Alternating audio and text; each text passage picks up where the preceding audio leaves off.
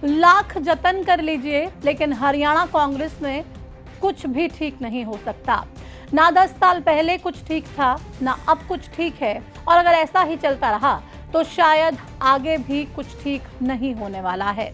कांग्रेस ने कुछ दिन पहले ही पार्टी के नेताओं को अनुशासन का पाठ पढ़ाने के लिए अनुशासन कमेटी बनाई, लेकिन इस अनुशासन कमेटी के एक दिन बाद ही हम क्या देखते हैं, ये कि कांग्रेस के नेता फिर से अनुशासन की धज्जियां उड़ाने लगे हैं, ये कि कांग्रेस के नेता अपने ही प्रदेश अध्यक्ष और नेताओं की फजीहत करने में लगे हैं। हद तो तब हो गई जब चौधरी बीरेंद्र सिंह ने अपने ही नेताओं को चेतावनी और चुनौती दोनों दे डाली। शायद इसीलिए कांग्रेस के कुछ नेताओं को यह तक कहना पड़ गया है कि अगर ऐसा ही चलता रहा तो चौथी बार भी बीजेपी सत्ता में काबिज हो जाएगी। अब सवाल यह है कि क्या कांग्रेस में अनुशासनहीनता की ऐसी पाठशाला खुल रखी है कि वहां से नेता अनुशासनहीनता की ट्रेनिंग ले रहे हैं? क्या कांग्रेस की अनुशासन कमेटी सिर्फ नाम के लिए बनाई गई है? आखिर कब तक कांग्रेस अपने ही नेताओं के बड़बोलेपन का शिकार होकर मिट्टी में मिलती रहेगी? नमस्कार, आपके साथ में हूं प्रतिमा दत्ता। आज की इस वीडियो में बात एक बार फिर से हरियाणा कांग्रेस के नेताओं की उस अनुशासनहीनता पर होगी जिसने कांग्रेस की हरियाणा में मिट्टी पलीत कर रखी है। बात उन नेताओं की होगी जो बार बार मजबूती से उठने की कोशिश करती कांग्रेस के पांव अपने बयानों से इस कदर तोड़ देते हैं कि कांग्रेस पूरी तरह से लड़खड़ाने लगती है। साथ ही बात कांग्रेस की उस अनुशासन कमेटी की भी होगी जो बनाई तो अनुशासनहीनता रोकने के लिए गई थी, लेकिन अभी सिर्फ तमाशा बनकर रह गई है।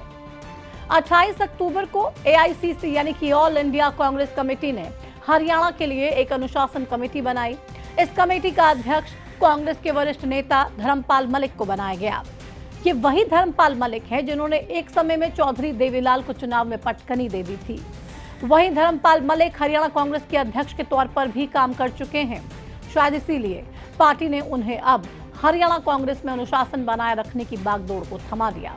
इस कमेटी में धर्मपाल मलिक के अलावा 4 और नेताओं को जगह दी गई, जिनमें एक सचिव रोहित जैन और 3 सदस्य अकरम खान, कैलाश सैनी और अनिल धनतोड़ी शामिल हैं।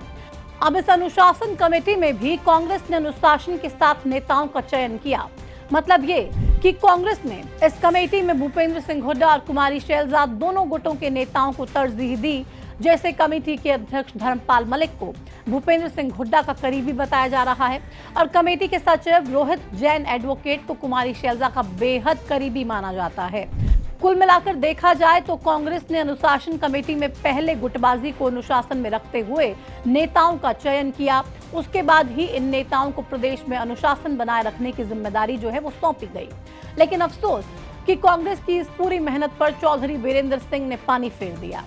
28 अक्टूबर को कांग्रेस ने जब अनुशासन कमेटी बनाई तो उसके अगले ही दिन यानी कि 29 अक्टूबर को चौधरी बीरेंद्र सिंह का एक ऐसा बयान सामने आया जो पार्टी की अनुशासनहीनता को प्रदर्शित करता हुआ दिखा।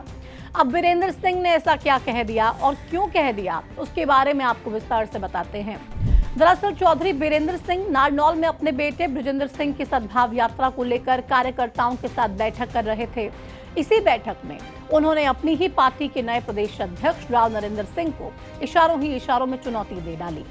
बीरेंद्र सिंह ने कहा कि बहुत से साथियों में ये भ्रम है कि सद्भाव यात्रा में जाएं या फिर ना जाएं, लेकिन ये उन पर निर्भर करता है। जो जाना चाहते हैं वो मिले, जो नहीं जाना चाहते उन कांग्रेसियों को 6-7 महीने में पता लग जाएगा कि हमारे अंदर दम है या फिर नहीं। इसी बैठक में बीरेंद्र सिंह के अलावा कुछ और कांग्रेस के नेताओं ने भी अपने शब्दों का पिटारा खोलते हुए अपने ही नेताओं को लपेटे में ले लिया। पूर्व विधायक राधेश्याम शर्मा ने तो कांग्रेस प्रभारी पर ही सवाल खड़े करते हुए ये कह दिया कि उन्हें सोच समझकर कांग्रेसी नेताओं के लिए बयान देने होंगे, नहीं तो चौथी बार भी प्रदेश में बीजेपी सरकार आ जाएगी। हालांकि नारनौल की इस बैठक के बाद जब चौधरी बीरेंद्र सिंह चरखी दादरी पहुंचे तो यहां पर उनके शब्दों में कुछ बदलाव जरूर देखने को मिला। मीडिया से बातचीत में उनसे जब कांग्रेस नेताओं की यात्रा में शामिल ना होने को लेकर सवाल पूछा गया तो उन्होंने ये दावा किया कि अगले 7 महीने में कांग्रेस के सभी नेता और कार्यकर्ता इस यात्रा से जुड़ जाएंगे। तो जुड़े हुए और दूसरे लोग भी जुड़ रहे हैं, तो जिनको आप ये सोचते हो कि वो नहीं जुड़ने के 7 महीने में सब कुछ जुड़ेगा। आप देखना, ये जोड़ने की जो शक्ति है वो लोग देते हैं। लोग जब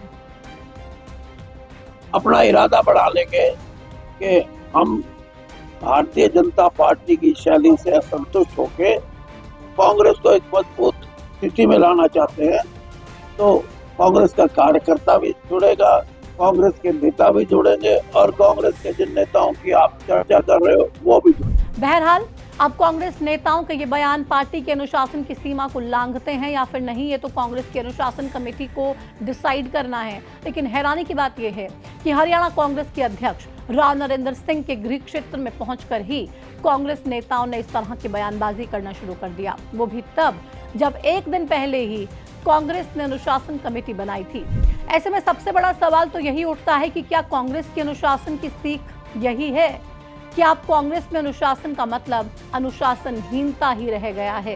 क्यों बार बार हरियाणा कांग्रेस के नेता पार्टी के खिलाफ जाकर इस तरह से पार्टी को नुकसान पहुंचा रहे हैं? बहरहाल सब कुछ होने के बावजूद हरियाणा कांग्रेस पिछले 11 साल से सत्ता से बाहर है। पार्टी में अच्छे और काबिल नेता हैं, वरिष्ठ नेताओं के सियासी अनुभव का साथ है, जनता का समर्थन भी खूब मिला, लेकिन हर बार कांग्रेस की लुटिया गुटबाजी और इस तरह की बयानबाजी ने ही डुबो दी।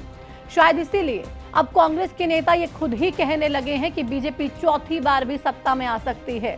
खैर, जिस पार्टी में अनुशासन कमेटी बनने के बाद ही अनुशासन की धज्जियां उड़ाई जा रही हों, उस पार्टी का भविष्य कैसा होगा, ये समझने या फिर समझाने की जरूरत तो शायद अब रही ही नहीं गई है, क्योंकि पिछले 11 साल में हम सभी ने ये देख लिया है कि कांग्रेस की अनुशासनहीनता ने उसे कैसे अर्श से फर्श पर पहुंचा दिया है। लेकिन कांग्रेस का एक भी नेता इस चीज से सबक लेने को तैयार ही नहीं है।